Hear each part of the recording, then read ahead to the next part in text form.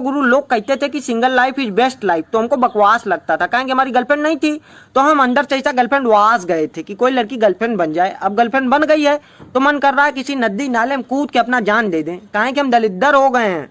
चलो कोई ऐसा दोस्त यार मित्र हित नहीं बचा है जिससे हम 1000, 500, 2000, 10,000 रुपया उधार न लिए हो।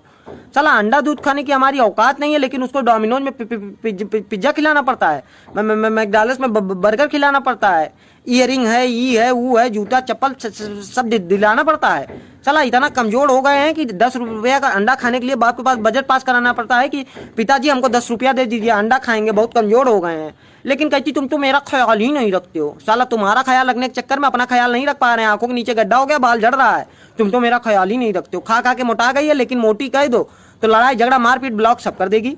इस देश की जितनी भी लड़कियां हैं सबके लिए एक शब्द कहना चाहूंगा कि हमारी औकात ठेला पे छोला कुलचा खाने की है, पसंद आए खाओ वरना अपनी मैया। अब सब